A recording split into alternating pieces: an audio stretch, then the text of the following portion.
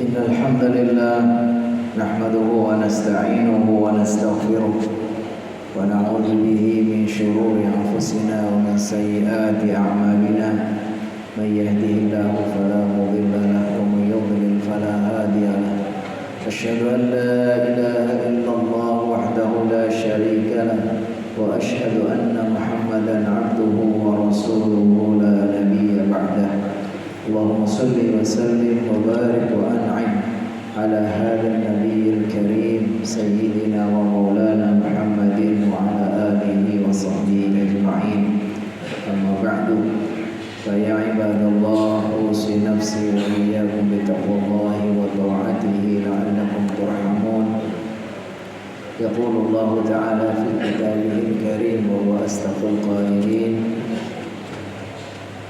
أعوذ بالله من الشيطان الرجيم بسم الله الرحمن الرحيم يا أيها الذين آمنوا اتقوا الله حق تقاته ولا تموتن إلا وأنتم مسلمون وقال رسول الله صلى الله عليه وسلم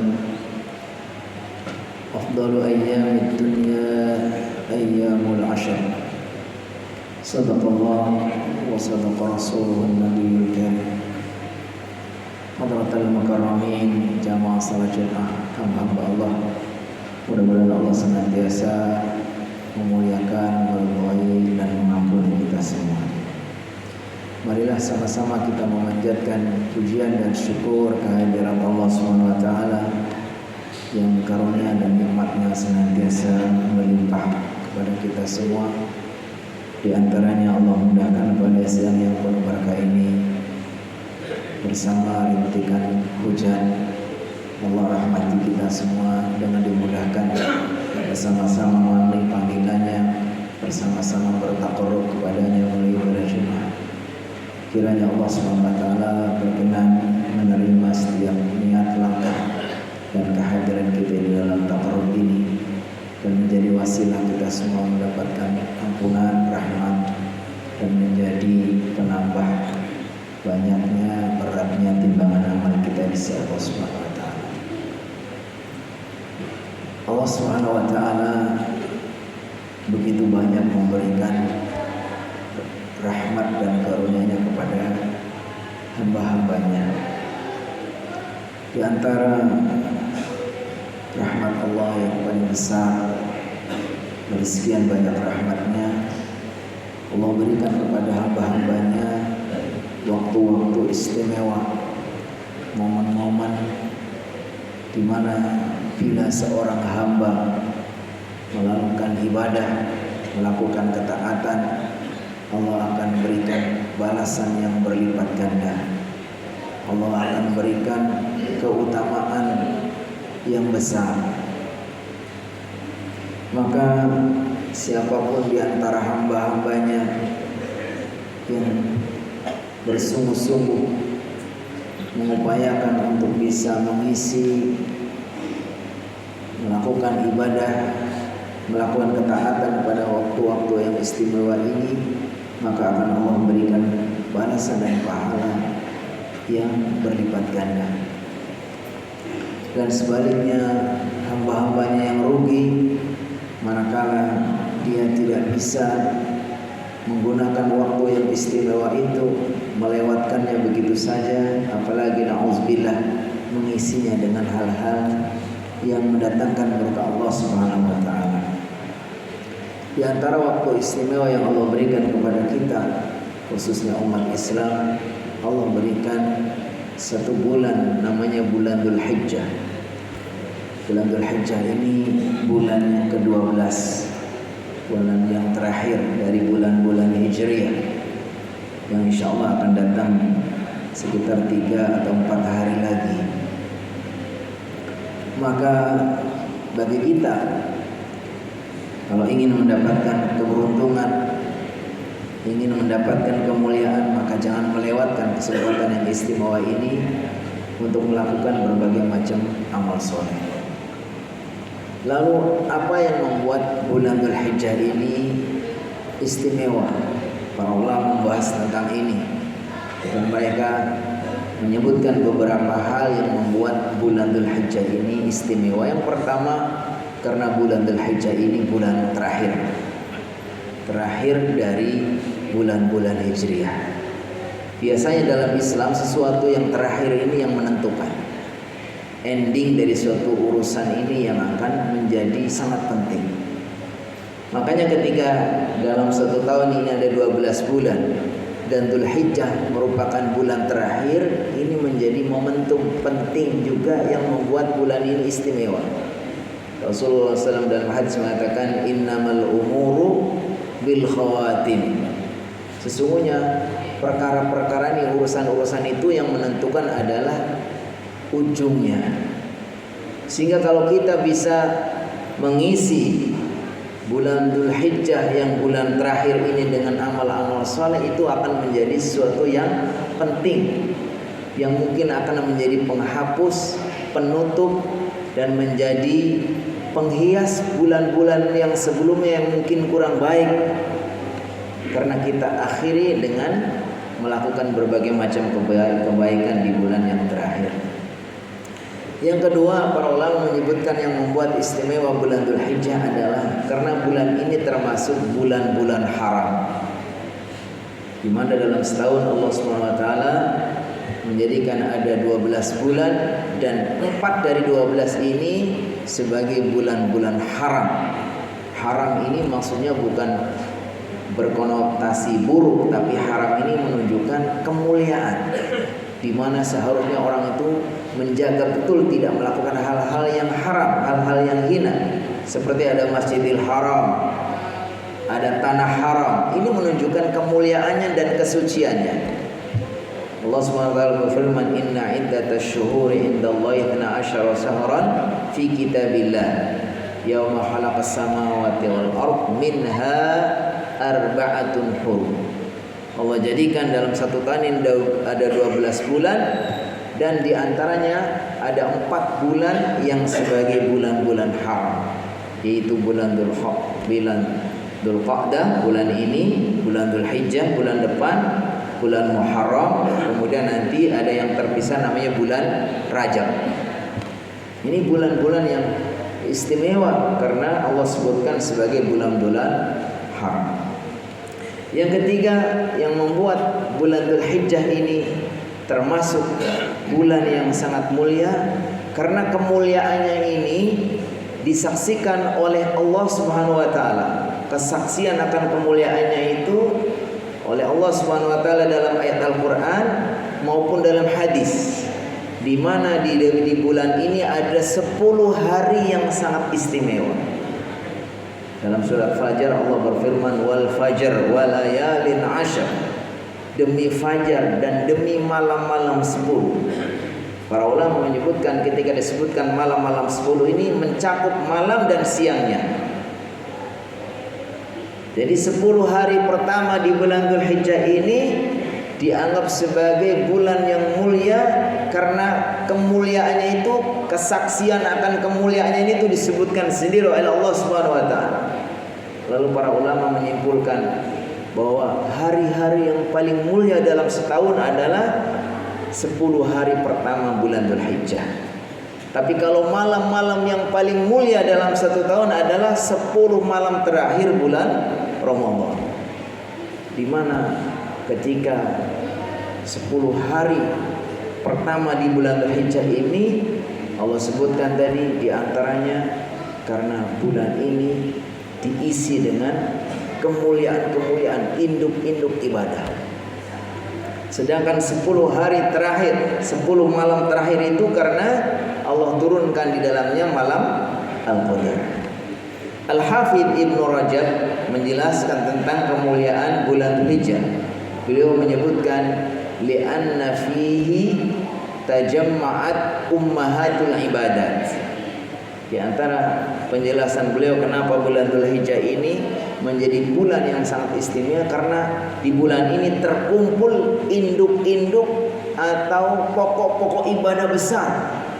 Li'anna fihi ijtama'at atau tajamma'at ummahatul ibadat.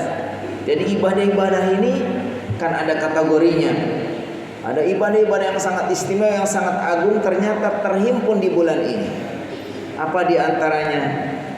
Disebutkan bahwa dalam hadis kata Rasulullah SAW, siapapun yang melakukan amal soleh pada 10 hari pertama bulan Dzulhijjah ini akan menjadi amalan yang paling Allah cintai.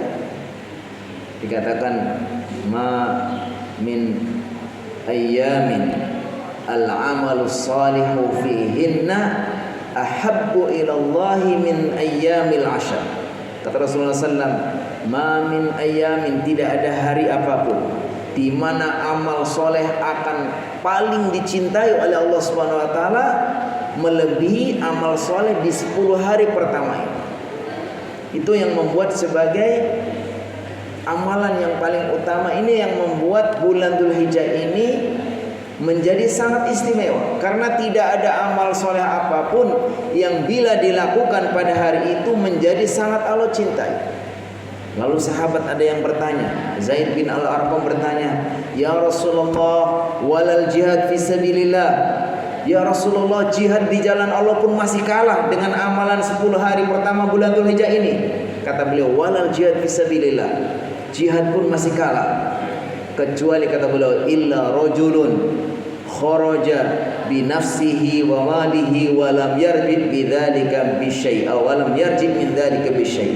Kecuali jihad yang paling puncaknya, yaitu jihadnya seseorang yang keluar dari rumahnya berjihad dengan dirinya, hartanya, semuanya, lalu dia tidak kembali kecuali apapun, semua sudah dipersembahkan untuk Allah, meninggal mati syahid di jalan Allah Subhanahu wa taala. Itu baru bisa mengalahkan amalan yang dilakukan pada 10 hari pertama di bulan Dzulhijjah. Lalu apa yang bentuk induk ibadah yang lain? Disebutkan karena di dalam bulan Dzulhijjah ini khususnya 10 hari pertama juga disyariatkan untuk berkurban. Disebut Yaumun Nahri, hari di mana nanti kita tanggal 10, 11, 12, 13 di bulan Dzulhijjah ini disyariatkan kita untuk berkurban, yaitu simbol sebagai lambang totalitas pengorbanan seorang hamba kepada Allah. Kalau dulu Nabi Ibrahim berkurban bukan dengan kambing, bukan dengan harta tenaga, tapi beliau korbankan putranya yang paling beliau cintai sebagai bentuk totalitas penghambaan seorang hamba. Ketika ada perintah untuk mengorbankan putranya untuk disembelih, dia sembelih karena ketaatannya kepada Allah Subhanahu wa taala. Lalu kalau kita tidak disyariatkan untuk menyembelih putranya, tapi kita memberikan, kita sunahkan untuk menyembelih kurban atau disebut dengan udhiyah. Ketika itu Nabi Muhammad SAW ditanya, ma hiya udhiyah, ya Rasulullah, apa itu berkurban? Kata Rasulullah SAW, sunnata abikum Ibrahim, ini adalah sunnah bapak moyang kalian Ibrahim. Kalau Ibrahim sunnahnya dengan menyembelih putranya lalu diganti oleh Allah dengan seekor domba. Lalu sahabat bertanya, jadi apa itu korban? Kata Rasulullah SAW, itu adalah sunnah bapak moyang kalian Ibrahim. Lalu bertanya lagi, wa malana minha ya Rasulullah, lalu balasan apa, kebaikan apa yang kami dapatkan dari korban itu? Kata beliau, likulli sya'ratin hasanat, Allah akan balas dari setiap rambut, setiap bulu kurban itu dengan kebaikan-kebaikan. Bahkan disebutkan dalam hadis lain, kalau kita berkurban, ketika sudah disembelih kurban itu, sebelum darahnya netes jatuh ke tanah, pahalanya, kebaikannya, ampunan Allah telah lebih datang kepada kita terlebih dahulu.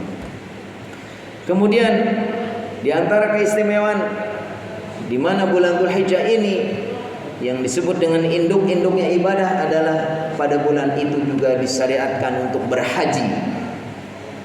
Berhaji ini adalah satu rukun Islam yang namanya juga rukun, itu artinya pokok-pokok.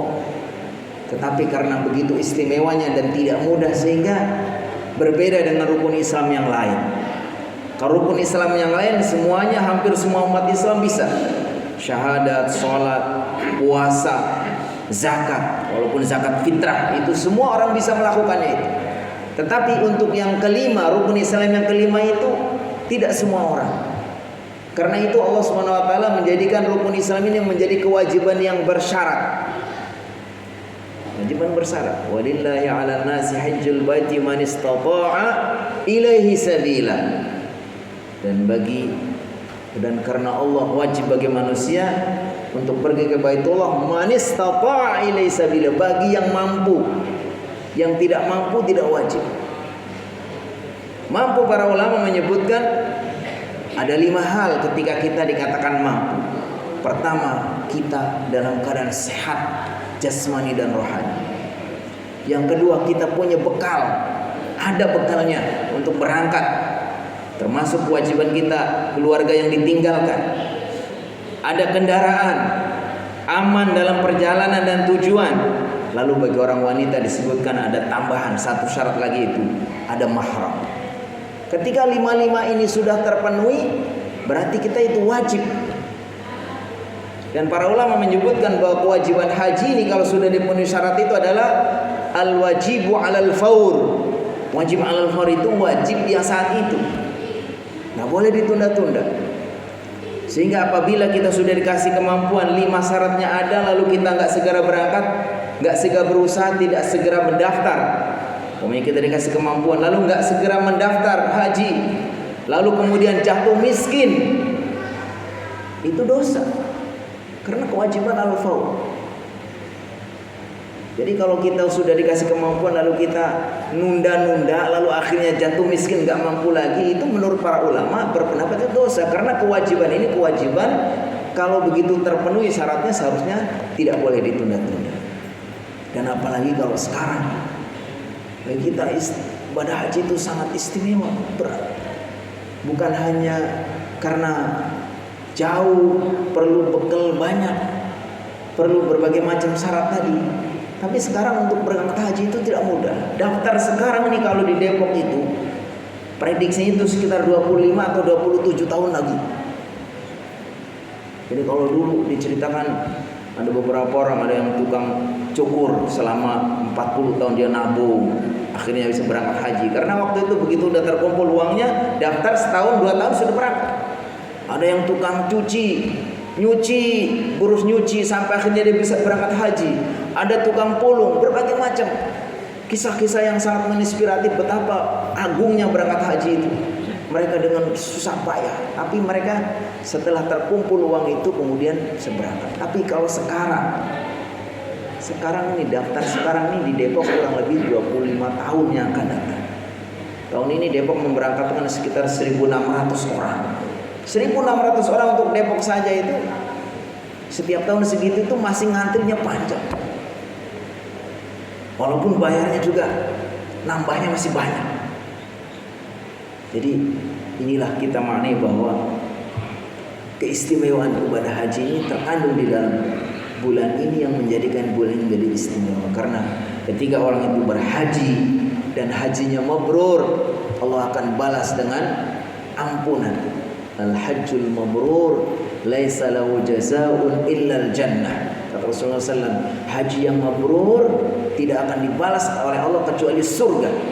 Bukan dalam hadis lain, man hajja, disebutkan dalam hadis ini, siapa yang berhaji tidak ada rafas, tidak ada fusuk, dikatakan roja'a kayaumin waladathu ummu, akan kembali seperti ketika dia baru dilahirkan dari ibunya. Tentu saja ini adalah satu keistimewaan yang siapapun saudara-saudara kita yang mendapatkan kesempatan untuk haji ini merupakan satu karunia yang harus bersungguh-sungguh karena tidak mudah. Sekali dapat kesempatan haji, pastikan harus bersungguh-sungguh. Karena begitu susahnya untuk bisa dapat kesempatan ini, maka pastikan kita mendapatkan haji yang mabrur supaya kita mendapatkan ampunan dari Allah Subhanahu wa taala.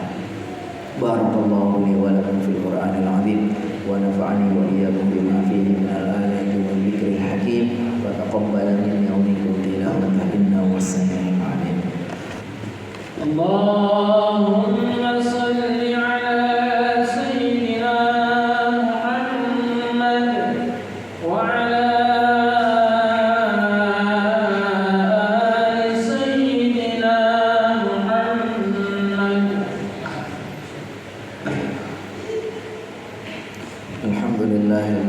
من أطاعه واتقاه ومذل من أطاع أمره وعصاه الذي وفق أهل طاعته للعمل بما يرضى ونهى عن معصيته ما قدره عليه وقدر.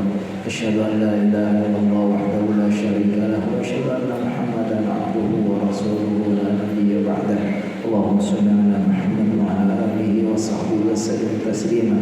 وبعد فيا عباد الله أوصي نفسي وإياكم بتقوى الله وطاعته لعلكم ترحمون. يقول الله تعالى في كتابه الكريم إن الله وملائكته يصلون على النبي يا أيها الذين آمنوا صلوا عليه وسلموا تسليما.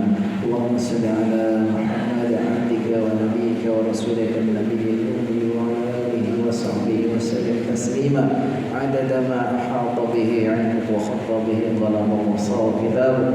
ورضى الله تعالى عن ساداتنا أبي بكر وعمر وعثمان وعلي وعن الصحابة أجمعين وعن التابعين والتابعين بإحسان إلى يوم الدين. اللهم اغفر للمؤمنين والمؤمنات والمسلمين والمسلمات الأحياء منهم والأموات. اللهم أعز الإسلام والمسلمين وأهلك الكفرة والمشركين. اللهم دمر أعداءك أعداء الدين. اللهم اجمع كلمة المسلمين على الحق يا رب العالمين. اللهم إنا نسألك الهدى والتقى والعفاف والغنى.